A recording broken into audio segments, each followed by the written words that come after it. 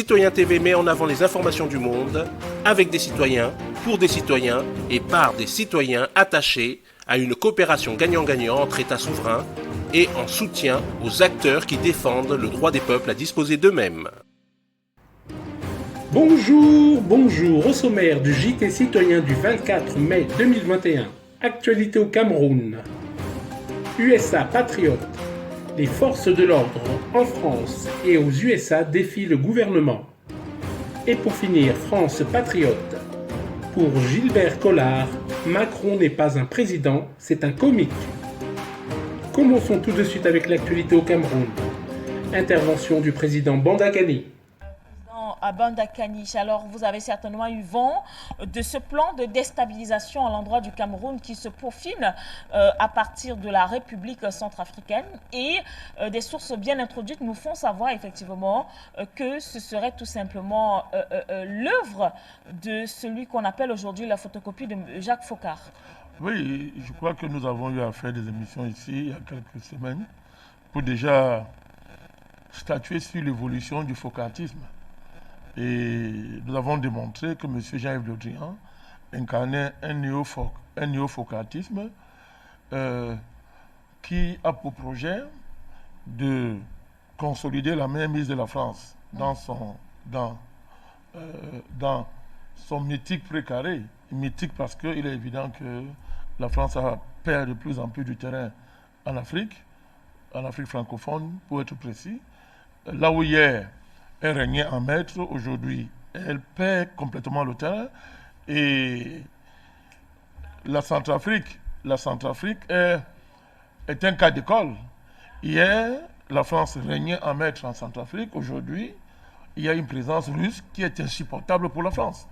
Donc, c'est-à-dire que vous avez là un exemple clair d'un terrain où la France régnait hier en maître, mais qui aujourd'hui, n'est-ce pas, ne maîtrise plus les événements.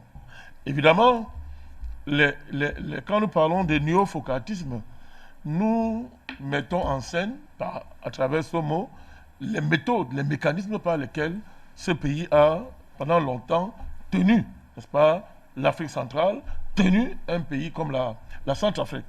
Ce sont des méthodes extrêmement barbouzardes, ce sont des méthodes de violence, de corruption, ce sont des méthodes qui entrecroisent des initiations ésotériques bidons qui abrutissent les gens avec la constitution de groupes de mercenaires qui circulent dans toute la sous-région et qui sont qu'on peut activer quand on veut pour renverser les présidents, pour lever des rébellions et créer de l'instabilité dans le pays ou bien dans la sous-région. Ça va jusqu'au renversement des présidents, l'assassinat des présidents. C'était ça, Foccart. Mais M. Le Drian incarne un néo-foccartisme dans le sens où M. Foccart n'étant plus là, il y a des méthodes aujourd'hui qu'on essaie de renouveler et qui correspondent, qu'on a taillé ces mesures, n'est-ce pas, pour porter les ambitions de M. Macron. Donc c'est un axe Le Drian-Macron, n'est-ce pas, qui est un axe particulier. Parce que je l'ai indiqué ici une fois, M. Foccart, lui, il travaillait pour la France. C'était le tueur de Gaulle. C'était le robot de M. de Gaulle. Et il le faisait pour la France. Mais l'évolution du foccartisme a abouti aujourd'hui à une situation où c'est pour la finance mondiale. C'est pour les gens comme Rothschild. C'est-à-dire que la guerre pour la confiscation et le contrôle, la même mise sur les ressources rares en particulier.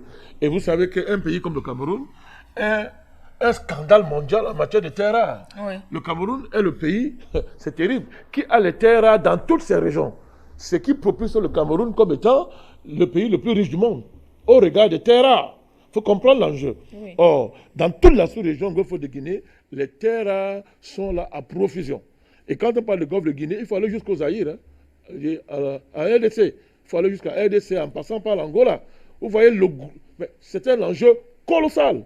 On peut dire, Mme Linda l'a dit sans se tromper, que le Golfe de Guinée est la dernière frontière de ce qu'on peut appeler la croissance mondiale en matière économique, en termes de réserves, en termes de ressources. Donc, c'est un enjeu vital. Or, les réseaux qu'incarne, que représente M. Macron et M. Le Drian, ce sont des réseaux, je le dis, de la finance internationale, des réseaux des banquiers, des Rothschild. C'est un groupe aujourd'hui qui s'est spécialisé dans la captation des richesses naturelles des pays, de l'Afrique, mais surtout des terres rares. Les terres rares qui sont appelées à jouer un rôle fondamental dans l'économie de demain. Donc, ce n'est pas une vue de l'esprit. Dans un contexte où, comme je l'ai dit, la France est de plus en plus en perte de vitesse totale dans toute l'Afrique subsaharienne. Tout de suite, USA Patriote. Les forces de l'ordre en France et aux USA défient le gouvernement. Que ce soit en France ou aux États-Unis, les armées, d'ordinaire discrètes et aux ordres, s'expriment publiquement et font part de leurs inquiétudes actuelles. Le 21 avril dernier, dans une tribune publiée sur Valeurs Actuelles, une vingtaine de généraux français en retraite, avec une centaine de hauts gradés et plus d'un millier de militaires, ont lancé un premier appel au président Macron sur le délitement qui frappe la patrie française. Ils ont demandé alors le retour aux valeurs traditionnelles françaises. Ce n'était qu'un début, puisque moins de 3 semaines plus tard, après cet appel controversé, près de 2000 militaires en activité ont signé sous couvert de l'anonymat une nouvelle tribune dans le journal Encore Valeurs Actuelles, pour la survie de notre pays. Ils ont appelé les Français à agir en signant une pétition. Cette pétition a remporté un fort succès puisqu'elle a recueilli 90 000 signatures en peu de temps.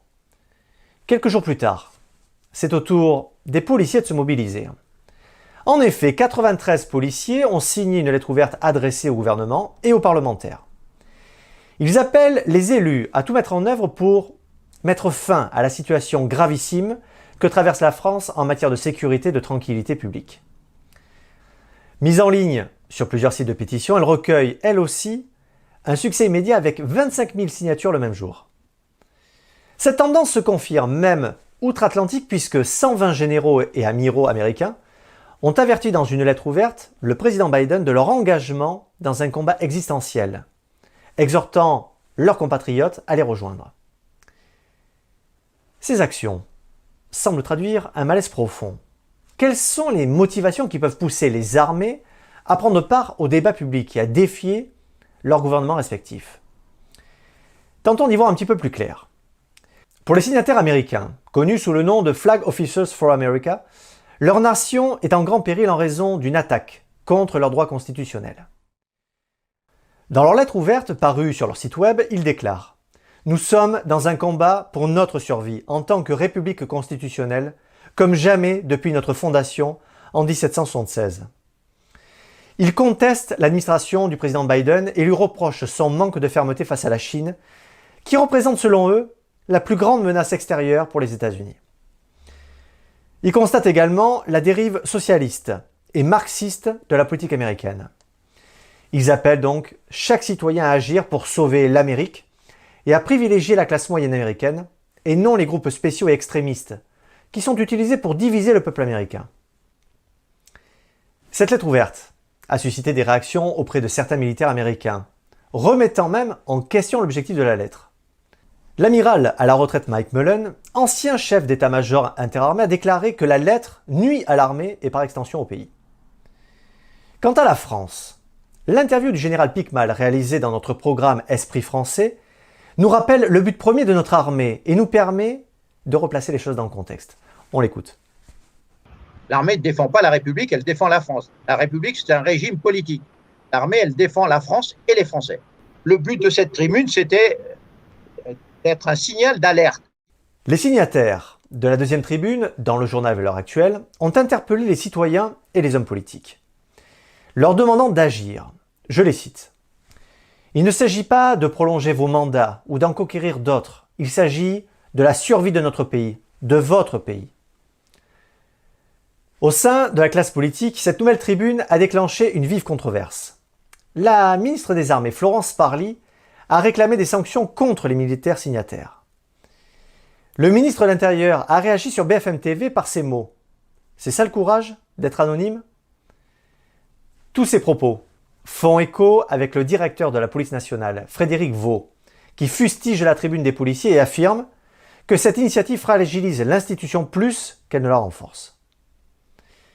Que ce soit les armées ou les policiers, il semblerait que les garants de nos libertés outrepassent leur droit de réserve pour un but beaucoup plus profond, celui de réhabiliter une France qu'ils jugent à la dérive et comptent bien par la même occasion initier un retour aux valeurs traditionnelles qui ont fait la fierté de la France. Comme vous avez pu le constater, une de nos vidéos a subi la censure. Si vous souhaitez poursuivre l'aventure, je vous donne rendez-vous tout de suite sur la plateforme YouMaker. Vous aurez accès à tout notre contenu sans restriction.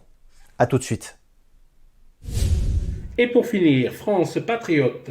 Selon Gilbert Collard, Macron n'est pas un président, c'est un comique. C'est quand même un classique, on l'a vu avec Frédéric Delpech, d'aller parler aux jeunes et de trouver effectivement, on l'a vu avec François Mitterrand, avec Jacques Chirac, d'aller parler aux jeunes. Il aurait dû faire quoi, Gilbert Collard? Président de la République. François Mitterrand quand même. Regardez les images de Chirac ou de François Mitterrand. Ils sont dans une tenue.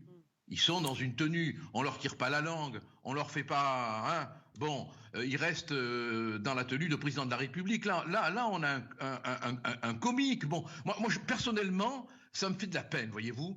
J'aurais aimé que le président de la République, dans sa propagande, dans son racolage électoral, n'en arrive pas là. Voilà. J'ai mal à l'idée que je me fais du président de la République. J'ai peut-être tort, peut-être que mon contradicteur a raison et que l'avenir est au cirque. C'est possible. Mais il y a quand même des observateurs qui disent que on est dans le marketing et que ce n'est plus de la politique.